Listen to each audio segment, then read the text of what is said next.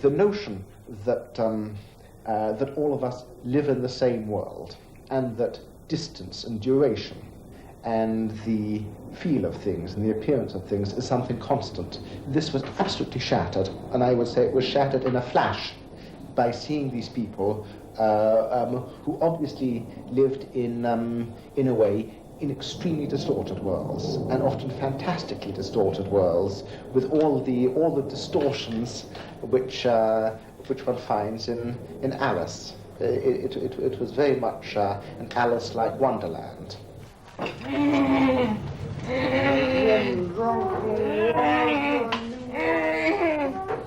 At 30, Lola Rosinski was an active housewife. 6 years later, rigid and almost speechless in hospital, she wrote, "I'm finished. There's nothing else to do." I can't do my handy. I can't do anything. Lillian Wagner has developed over 2,000 compulsive and elaborate tics. They come every afternoon, and each day they're different. I can't do my handy. I just broke up, you know. I can't do clear eating nose. My feet's not clear no more. One night in 1926, Sylvia Schneider dreamed the world had come to a stop. She dreamed she was a living statue of stone. By morning, the nightmare had come true. Like Lola and Lillian, she was a victim of the strangest epidemic of our time. The first alarmist reports of the new disease came at the end of the Great War. All over the world, doctors were as baffled as the press. They named it sleepy sickness after its commonest symptom, a trance-like state which often overcame its victims for years. In Switzerland, a bride fell asleep at the altar. In France, not even childbirth could rouse one mother. As the epidemic spread, other symptoms multiplied. Parents were horrified to find their children's personalities changed overnight. Doctors reported schoolgirls becoming troublesome brawlers. One victim wrote, "I feel certain that we've all been given another character and that our own died in our sleep." But the more seriously affected suffered only a short agony. Within a few weeks, patients could scarcely talk or swallow. They became emaciated and soon died. More than 1 million during the early 20s. No cure was ever found, and 50 years later, the disease still holds as many surprises as when it first appeared. Dr. Oliver Sacks. From Vladivostok to Vancouver, the disease swept over the world. Or perhaps that's not a good phrase. It's not as if there was a particular movement in a particular direction, but as if 1,000 bonfires got going in different places. The commonest single form were states of sleepiness and torpor, and sometimes as deep as states of coma. And at that time it was impossible to arouse the most deeply affected people. And as it were, they died of sleepiness. At the other extreme, one saw people who had the most extreme insomnia, an absolute inability to sleep.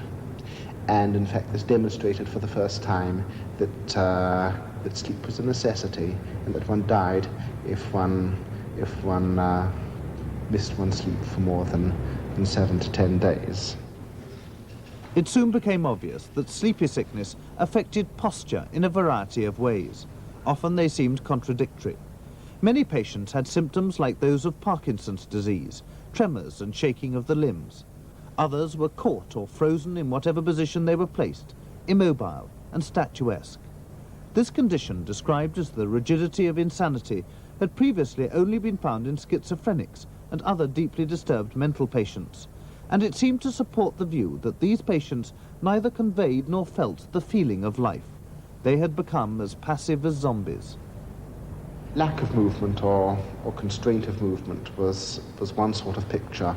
One also saw the opposite. One saw violent and explosive movements of all sorts, which a lot of these patients developed. Sometimes there were violent flinging movements, so-called ballistic movements. Sometimes there would be elaborate twisting movements, so-called torsion spasms, athetoses.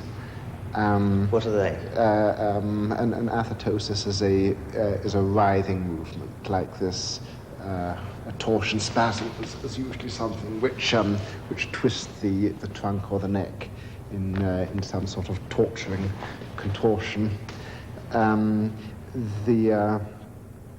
One also saw all sorts of impulsive tick-like movements, sudden scratching movements, clearings of the throat, movements which once they had started couldn't be stopped. The patient would scratch himself and couldn't stop, and might have to stop with the other hand or have someone else stop them. How much did those vary? Were there standard tics? No, they varied immensely, and they often tended to vary according to the personality and the circumstances. There was a famous case described in the literature of a man whose first manifestation occurred when he was playing cricket, when he suddenly had to leap up to catch a ball, and he found himself stuck in this position. And thereafter, whenever this particular movement was repeated, it was accompanied by a replay of the feeling that he had to catch a ball. No two patients ever presented exactly the same picture. It seemed at first as though 1,000 different diseases had broken out. 50 years ago, medical virology was in its infancy, and if sleepy sickness was caused by a virus, it was never isolated. It took 2 years of careful work by the Austrian doctor von Economo to establish that it was a single disease which had attacked the brain. One tended to see a sort of fusillade of tiny inflammatory lesions in the lower parts of the brain, and sometimes spreading into the spinal cord. But in particular, one would see a very heavy involvement in the midbrain, large pigmented cells which appeared dead black, the substantia nigra. Very interestingly, the highest part of the brain, the cerebral cortex, was usually completely spared. And so that one had the extraordinary situation of people who had all their higher faculties intact, their intelligence and their judgment and their insight and their humor, but who were gripped by extraordinary base disorders of movement and posture and appetite and mood, which they could witness but do nothing about. In 1927, sleepy sickness disappeared as suddenly and as mysteriously as it had arrived.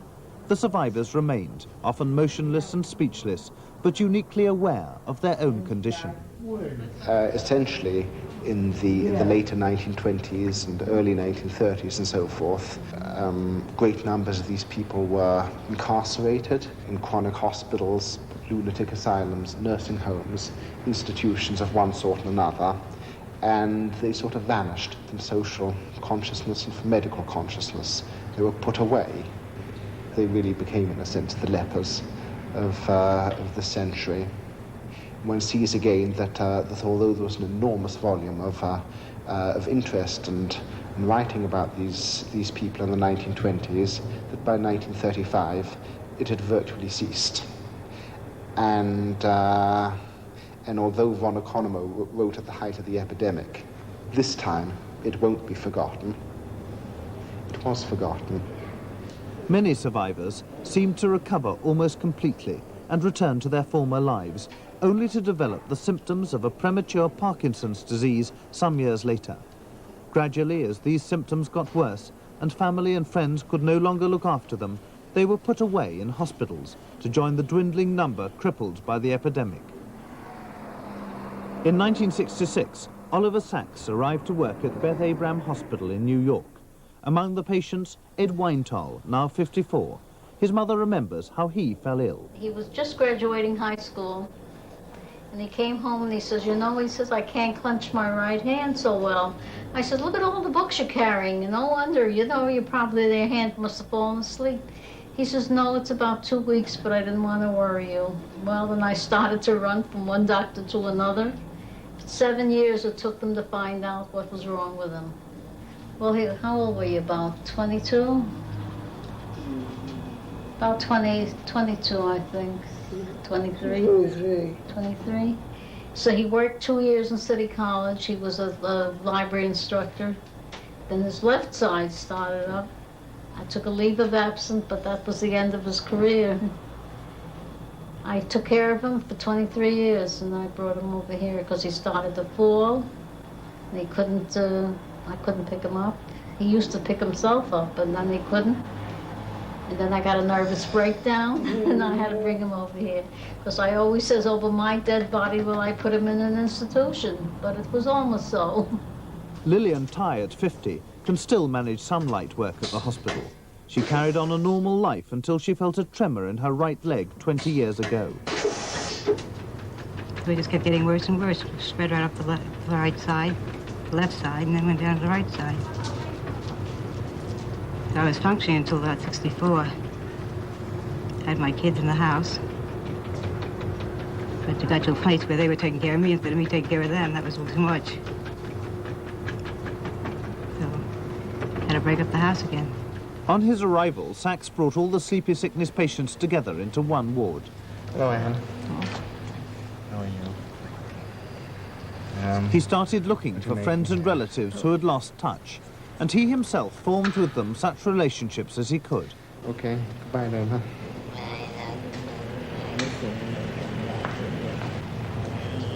Come on, everybody, move your fingers, out, up, back of your head, in front. Sachs noticed that although the patients seemed grossly physically disabled, for brief and surprising moments, they could rediscover their lost coordination.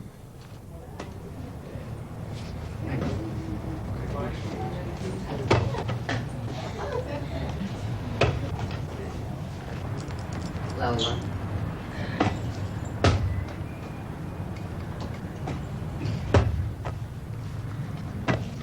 In 1967 came the first reports of a spectacular breakthrough. Using a new drug, L-Dopa, Dr. George Coatsias had a resounding success in curing the symptoms of Parkinson's disease. Coatsias called L-Dopa the miracle drug of our age. For the first time in 40 years, there was hope at Beth Abram. One knew that L-Dopa was useful in ordinary Parkinsonism of fairly mild degree and fairly short duration. Here one saw people who had the profoundest disease of the longest duration. Could they be equally helped? Sachs decided to use L-Dopa, not so much in the expectation of miraculous success, but as a last resort. The condition of many of the patients, now in their 50s and 60s, was deteriorating rapidly. None more so than Lola Rosinski, who was unable to swallow solid food and was threatened with starvation. She was first given L-Dopa in May 1969 in the hope of keeping her alive. It did much more than that. Lola had been transfixed in a state of extreme, really in a state of infinite Parkinsonism and catatonia for decades. And her change, her awakening, occurred in seconds. And she jumped out of the chair and she flew down the passage and she burst into conversation. And it was an incredible scene. And I would doubt my own memory were it not supported by everyone else's memory, and of course by our accounts and films and so forth, which we took at the time. And this triumph was repeated time and again during the summer. Esther Prigal, emaciated and stiff, was unable even to turn over in bed. She was considered a terminal patient.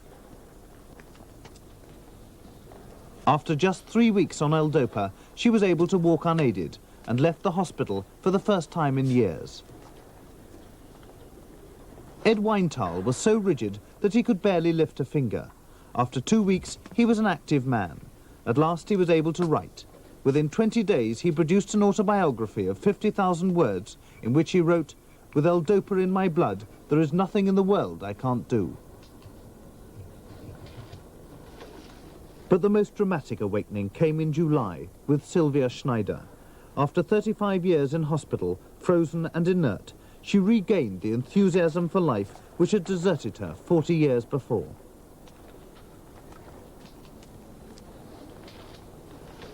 But something in her manner was strange. Sachs noted in his diary, "Is it possible that Sylvia has in fact never moved on from the past?" She was in a marvellous mood for a while, and she was talking away and singing and dancing, but almost everything she said and did had reference to 1926 or before. She referred to figures who were topical at that time. Some of her mannerisms, some of her slang was of a sort which had been obsolete for 40 years. She was, so to speak, a flapper who had come to life. Sylvia's mood was joyous, elated and salacious. Alone in her room, she sang her favourite songs. Johnny, come tickle me. You know where underneath my petticoat you find a bunch of hair. If you don't tickle me in the right place, I'll take off my petticoat and piss in your face.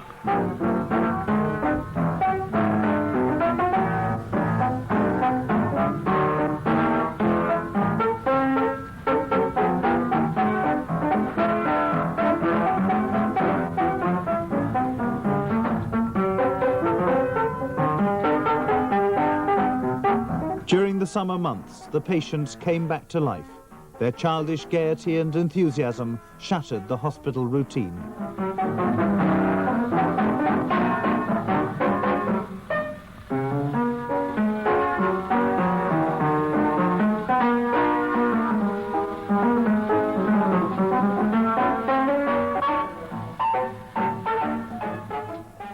I felt at the time that it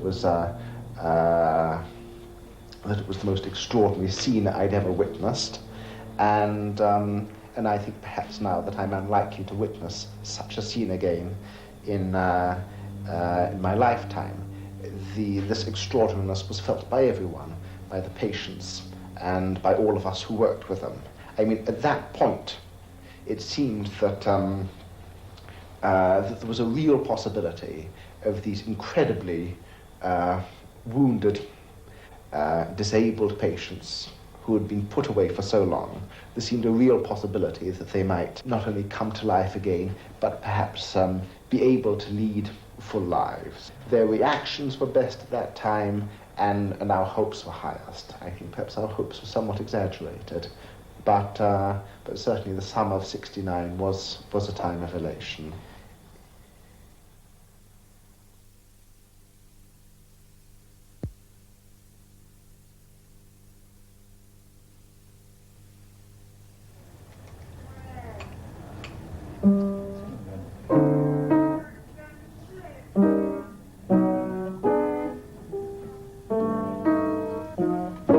By the autumn of 1969, the first problems had appeared.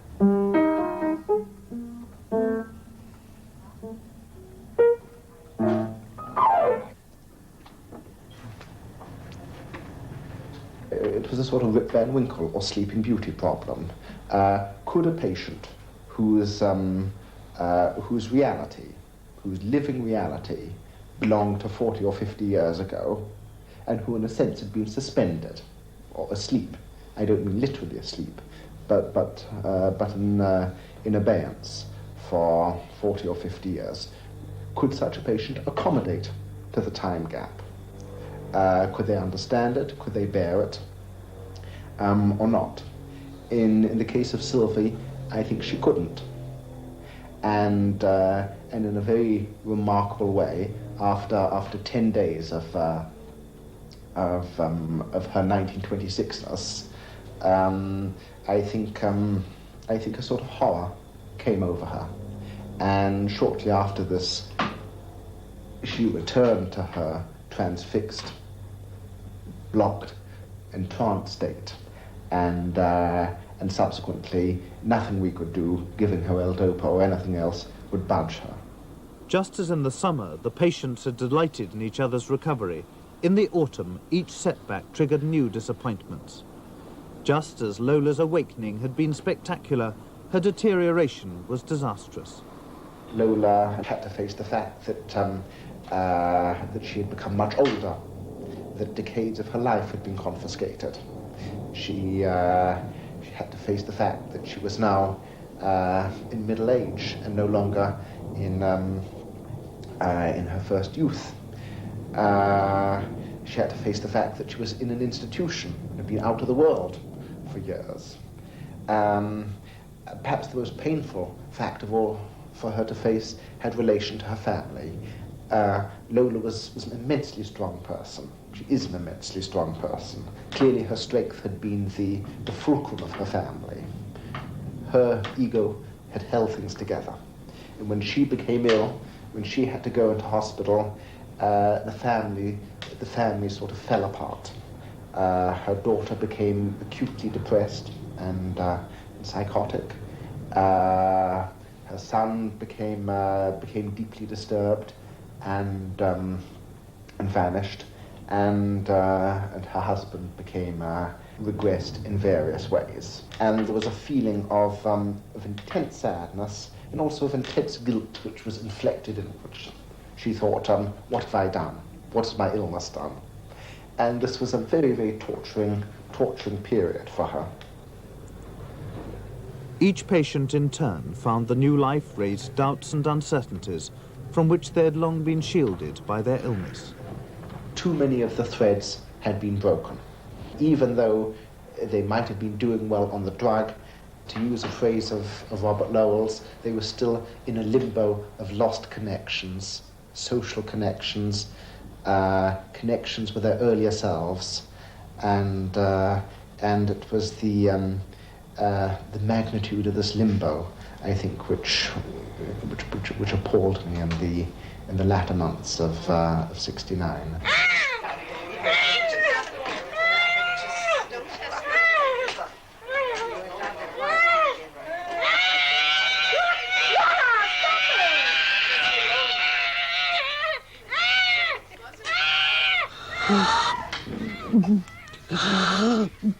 Good health decomposed abruptly. Tics, nightmares and long-forgotten symptoms flourished, apparently independent of the amount of L-Dopa administered. The ward became a bedlam.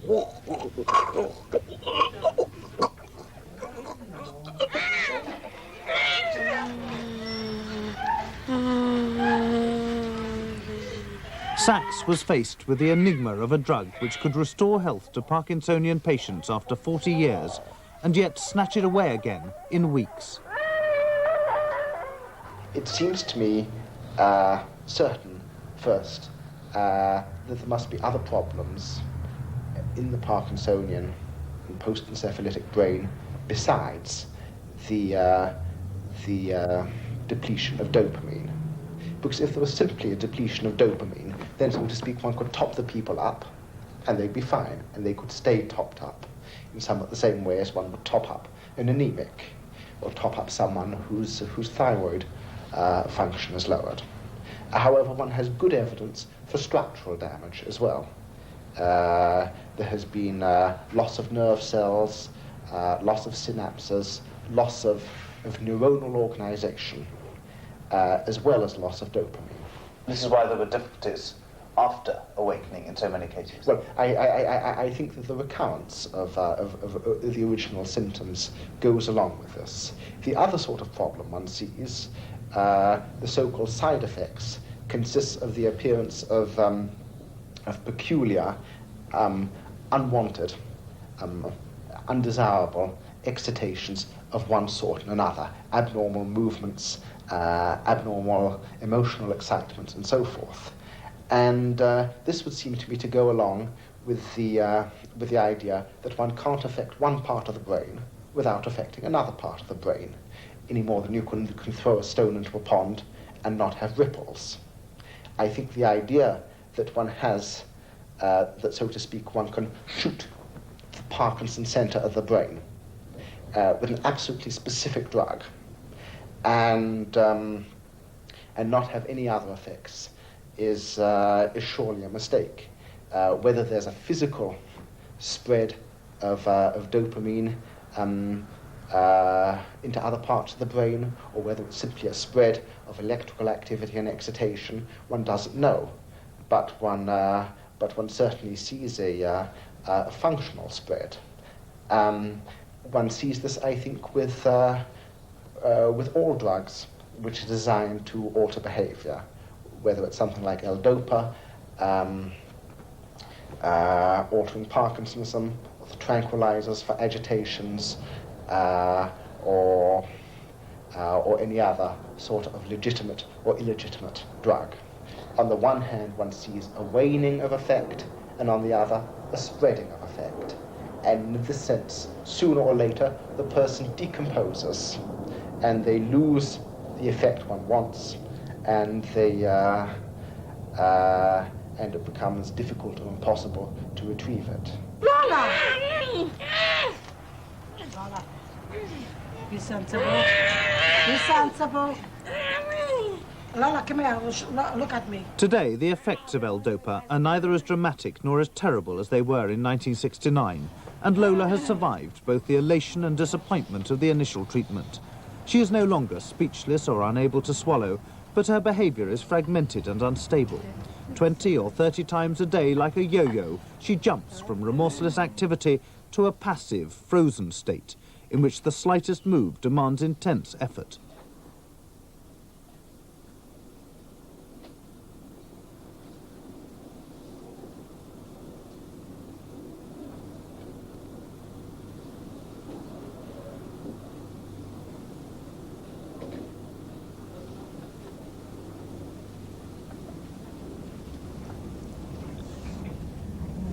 The patients must adapt to the disconcerting side effects of L-Dopa. Each morning as the drug begins to work, Lillian Tighe's head rocks uncontrollably from side to side. How are you this morning? Okay. Fine. What's it like doing your hair when your head's shaking like that? It's not bad. Bounces around. So how do you manage to do it if it bounces around? Kind of follow it around. Devil putting a part in, though. What kind of things can't you do when you're like this? The only thing I don't do, I don't talk so good. I can hear so good. The rest of me is all right.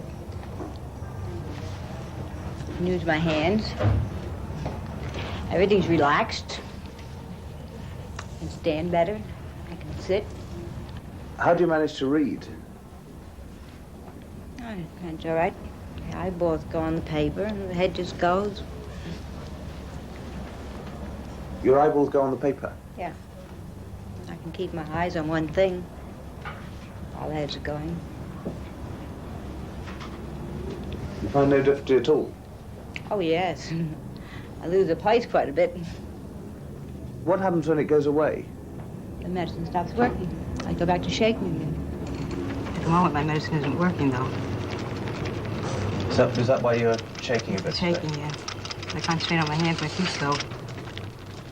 By the afternoon, the effect of the drug has faded, and although Lillian can keep her head still, her arms and legs begin to shake. How do you feel when your head starts rolling? It's weird. Everybody looks. Even the nurses aren't used to it. Because we had a lot of fun with it. She tried to shampoo my hair once. She didn't have to move her hands. My head was moving. She got hysterical.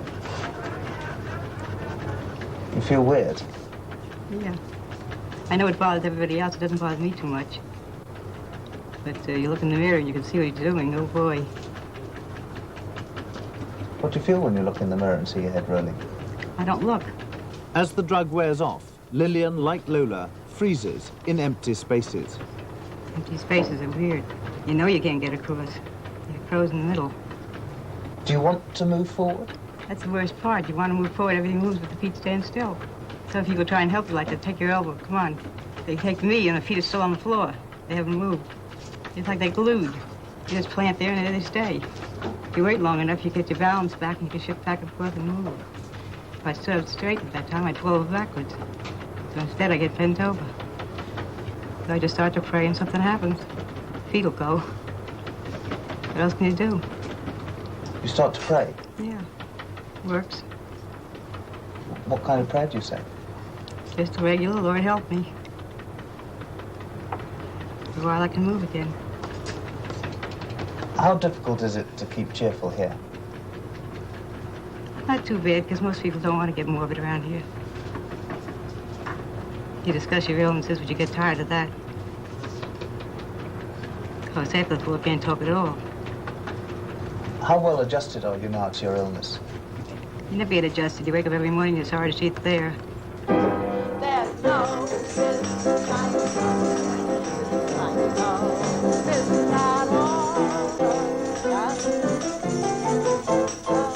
Coping both with a disabling disease and their own capricious response to L-Dopa is a lonely struggle. And these days, only the weekly music class can guarantee enthusiastic and active participation.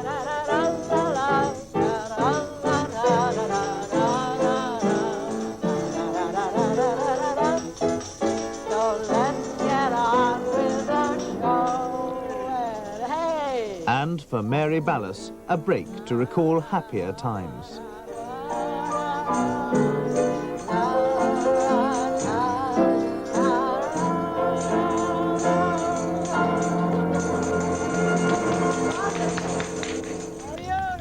When you had the L-Dopa treatment in 1969, did you like music then? Yes, I love music then. What happened? What happened? Nothing happened. Except that I was very, very happy, very, very gay when I first took L-Dopa. I was very, very happy when I first took L-Dopa.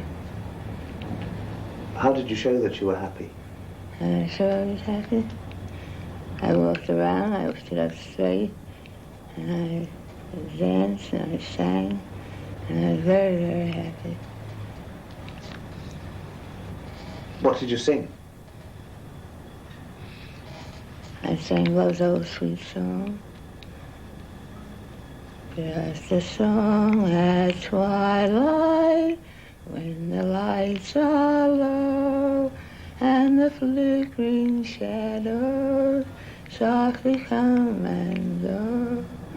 Though the heart be weary, sad the day and long, still to us at twilight comes love's old song, comes love's old sweet song. That's lovely. When did you learn that? I learned that a long, long time ago. Before you came in here? Before I came in here. Did L-Dopa affect the way you moved around at all? Yes, I think it made me a little bit steadier. I can't hear you. I think it made me a little bit steadier. Made you steadier? Yes. And when you walked around, did you walk fast or slow? Or... I walked fast. How fast? Oh, I did about a mile a minute. What happened after you'd first had L-Dopa? And after I had L-Dopa, for a week I was very, very happy. I walked around, I sang and I danced, and then And then what happened?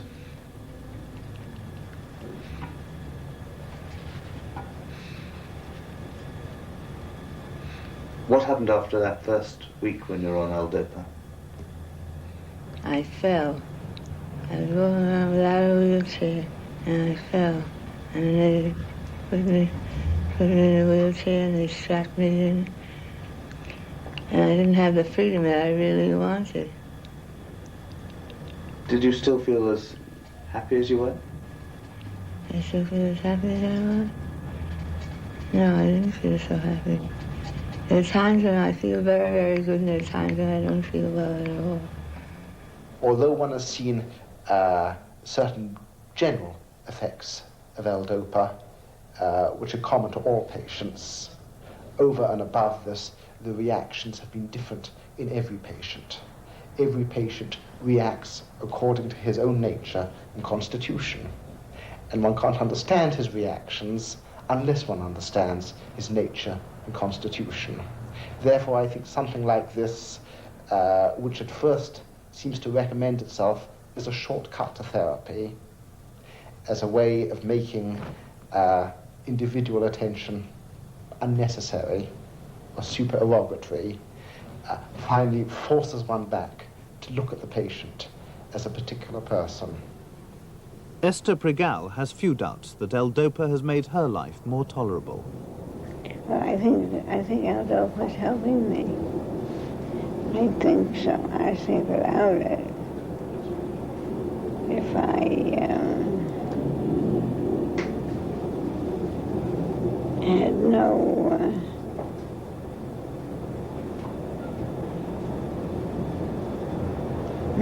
help, then I wouldn't be able to do anything. I wouldn't be able to dress myself or go to the bathroom. You know, that's so important.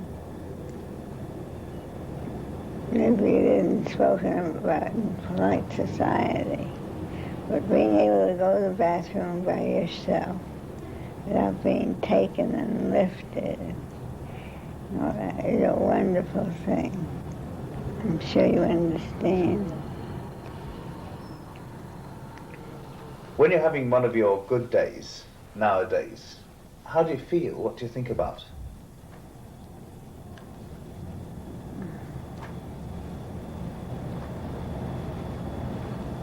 Well,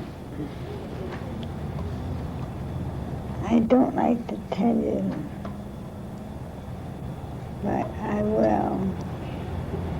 I think, what am I going to do when I get home?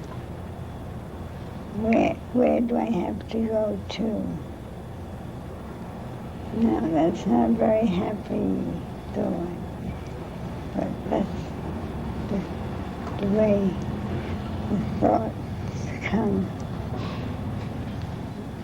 So on your bad days, what do you think about?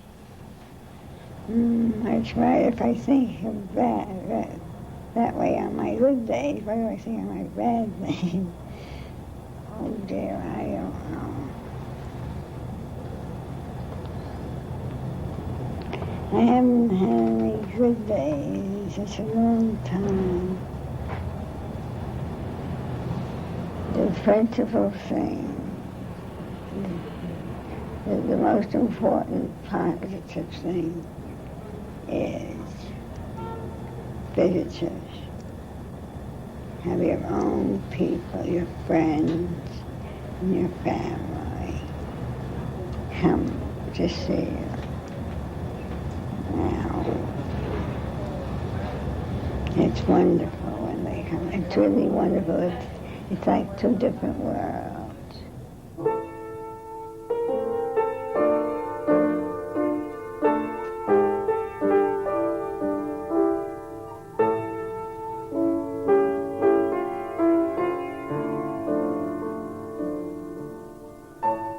For some patients, the improvement brought about by L-Dopa has enabled family ties to be restored.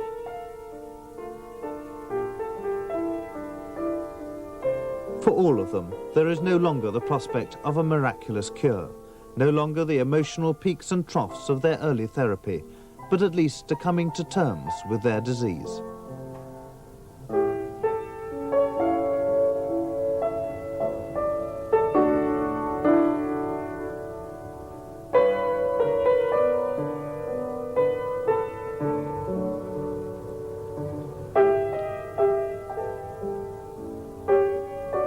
Neglected for 50 years, these last survivors of a long-forgotten epidemic had one brief glimpse of normal life.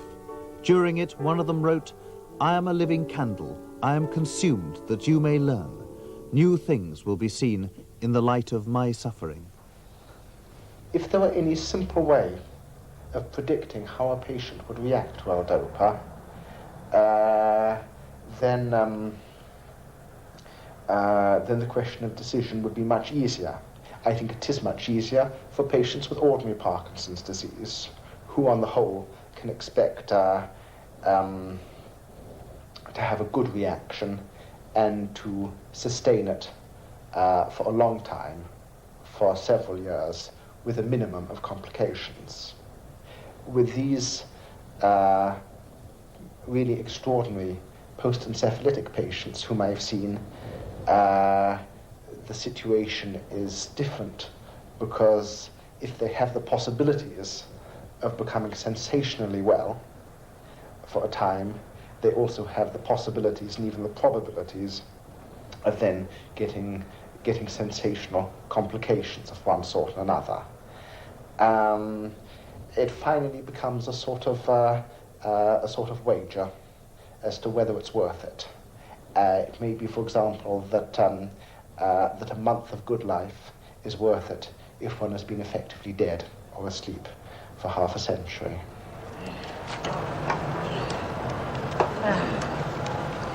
Voy a